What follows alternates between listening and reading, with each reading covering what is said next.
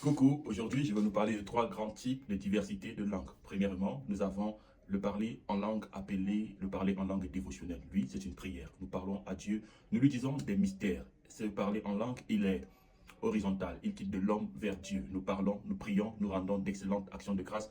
Nous le comprenons parce que nous disons nous-mêmes. C'est celui qu'on appelle le glossolali. Et il y a le deuxième, c'est le parler en langue sociale ou le parler en langue des hommes. Ce parler en langue, c'est le fait de parler dans une langue nous-mêmes inconnue, mais les autres l'entendent dans une langue qu'ils connaissent le mieux. C'est ce qui est arrivé dans Actes des Apôtres, le chapitre 2, et qui arrive quelquefois dans le monde aussi aujourd'hui. Ce parler en langue, il est horizontal. Son nom technique, c'est zénolali ou zénoglossie. Il y a enfin le parler en langue divin. Le parler en langue divin, c'est celui où Dieu parle, mais dans un langage codé. C'est une prophétie, à la différence que la prophétie, elle vient dans un langage spirituel, mais l'âme du prophète transmet dans un langage intelligible. Mais celui-ci vient dans le langage de l'esprit et il est donné dans le langage de l'esprit. C'est vrai, il est aussi vertical, mais dans ce cas, c'est plutôt Dieu qui parle par un homme.